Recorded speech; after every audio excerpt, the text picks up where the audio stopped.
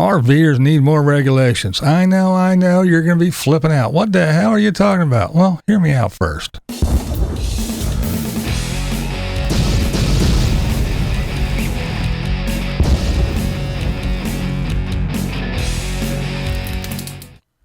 What's up, blind viewers? How's everybody doing today? That's right. RVers, you need regulations. What do you mean? Why? We don't need any regulations. Yes, you do. Here's the real. Here is the reason. Here's the deal. Listen, a truck driver, he has to go through all kinds of hoops. He has to jump through hoops. He has to go get his CDL license. Why? Why is that? Why do you think that is? Because he's driving this big giant truck, hauling thousands of pounds of tons of stuff in the back, goods, delivering it all over. They're on the highways and the byways of these United States and other countries. It's not your mama's Subaru. It's not even your Ford pick-em-up truck. It's a big truck. You have to back these things into docks over and over and over again to deliver stuff. Plus, if you got to stop, it's not like your little car. You step on the brakes and oh, boom. You don't go 0 to 60 in, 4.6 seconds. No, it's totally different. The wind hits you different. Everything about it is different. But yet, I want to be an RVer. Okay. Well, you walk on the lot. You pick that one. Whether it's a Class A, a Class C. Okay. You sign on the dotted line. They toss you the keys. And away you go. That's right. You just drive off. You went from driving your, I don't know, what? Your Prius? What were you driving before? And you jumped into a big old Class A and you're just going to hit the highway. There you go. Good luck to you. Or you're in your pick-em-up truck. That's right.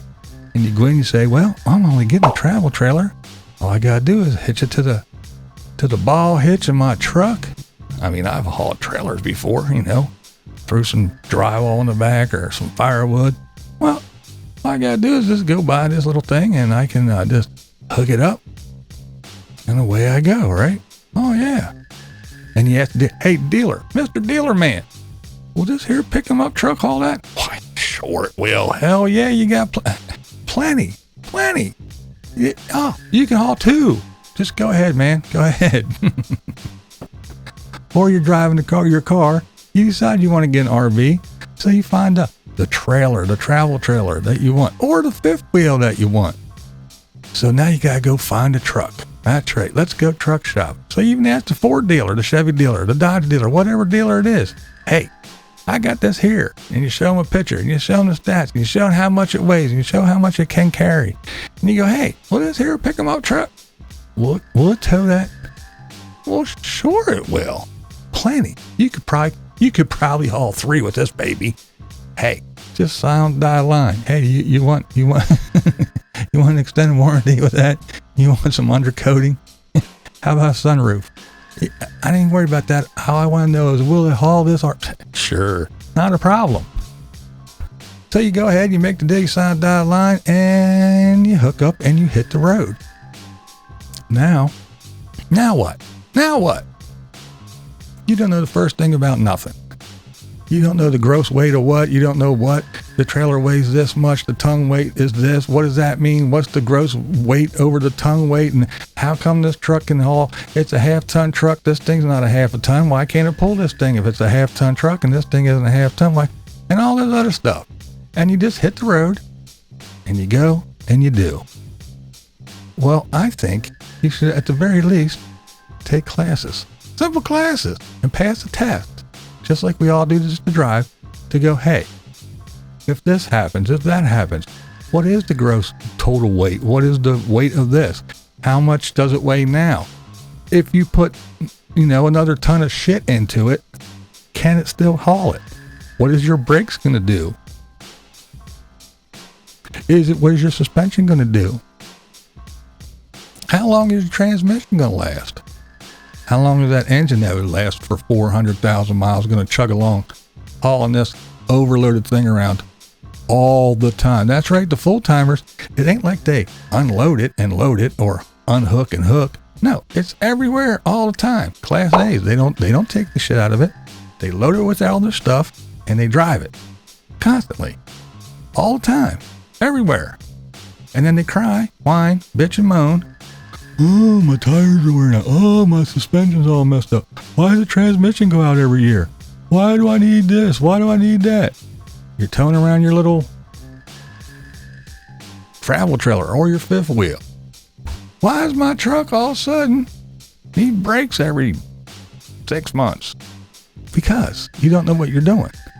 Now, when you're traveling down the road and you're, swaying all over the place and am I worried about you? No, I don't care. If you lose control and roll the thing over in a ditch, I really couldn't care less. If you lose control and hit a bridge abutment, I really couldn't care less. My issue is my ass is out there on the highway. My children, my friends, my family, they're out there. And when you get to swerving around or can't stop or can't turn or can't do whatever, I don't care what happens to you, really. Yeah, I know it sounds horrible and selfish, but that's just the deal. It's no different than these places that have lax state inspection for their vehicles. I hate that shit. People don't get their vehicles inspected. They're out there driving around these ridiculous hunks of junk that can fall apart at any second, but no one cares. And again, I don't care what happens to you. If you are sitting in your seat and your steering wheel pops off and another wheel flies off and you crash and burn, I don't give a shit. I really don't care. But if you careen off into the other lane and hit me head on, or one of my people head on, or your wheel flies off and hits somebody that I know, that's when I care. I really don't care what you're going to do. If that's your choice, that's your choice. But to me, honestly, anybody who gets in an RV and has zero knowledge of what they're doing, just, hey, we'll wing it. I watch YouTube, and that's all I need to do. You're no different than a drunk driver. That's about as responsible as you are, too. You're traveling down the road, and at any minute, no one knows what could happen. Now, my buddy Badge made a great video. That's what inspired this little rant. But I've said this stuff before anyway. But, anyway, any video that starts out like this has got to be a good one. Now, if you don't want your feelings hurt, turn it off right now and go to another video. But the thing is we both agree on some things. And I know, I'm not an RVer. What do you know? Well, I know how the internal combustion engine works. I know how vehicles work. I know how cars work. I know how your truck works. I can work on your truck. I know how the systems work. And I know how things will fail. I've pulled trailers, big trailers, small trailers. I've pulled a sawmill. But anyway, that's beyond the point. It doesn't just pertain to RVs. So I don't have to be an RVer to know what I'm talking about a vehicle and how the systems work and how they will fail when they're under constant strain and overload. It's simple physics and simple mechanics, and you don't have to be a rocket scientist. I went to school for auto mechanics for 3 years. I have a little bit of knowledge. That's right, a little bit. But hey, if you don't have to believe me, what about Badge? That's right, the one that everybody, and I do mean everybody runs to when they have a problem, because he is the knowledgeable one. Well, guess what he has to say? In the last 2 or 3 weeks, all these idiots are getting on YouTube and showing how they smashed their trailers up on the road. And there's no reason for it. I don't care what anybody says. As you know, I'm not asking for permission. And there is no reason for an accident. Every accident is preventable. Ask your insurance company, they'll tell you that. So what they're talking about is they're driving down the road and they lose their trailer and whoop into the ditch and wow. And then the thing that pisses me off the most is they go get a GoFundMe account. Now, I don't want to play too much. I want you to go over and watch the video. It's a very good video. I highly enjoyed it. I thought it was a hoot. And of course, it's Badge. He's awesome. And that's the thing. That's the other thing. These people, they go out here and they do dumb shit. They don't have the knowledge, and they get to wiggly wagging their trailer around, and they wind up upside down or on their side in a ditch, and they cry and they whine. I wonder why that happened. Well, because you're stupid, for one. Well, what am I going to do now? Don't you pay for insurance?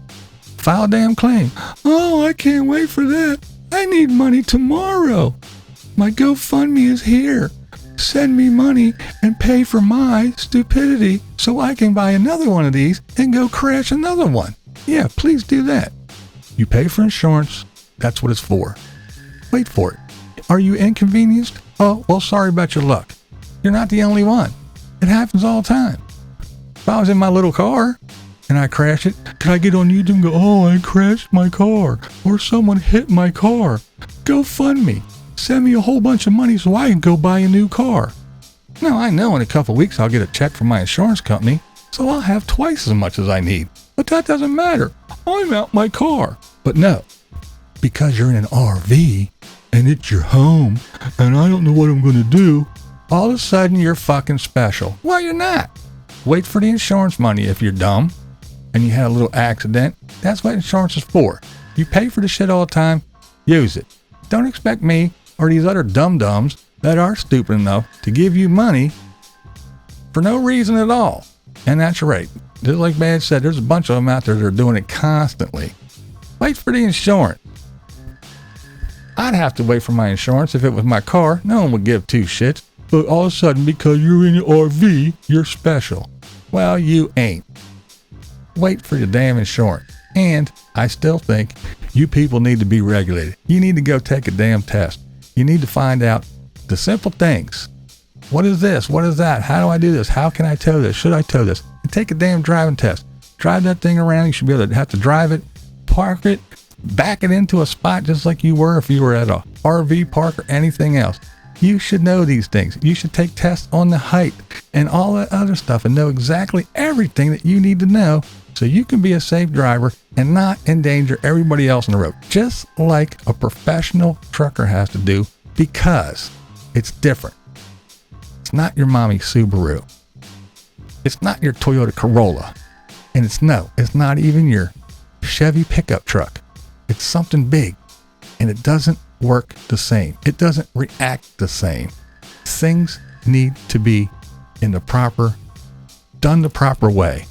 And you need to know how to load things, what those little numbers mean, what it can haul, the trailer, and what the truck can haul, and what the truck can pull and haul, and all that. And I think you all should have to take a damn test. You don't have to agree with me, and I know a lot of you won't, but that is not the point. It never is. The point is... Okay, this is BlindViews, and that's the way I see it. What we do here is go back.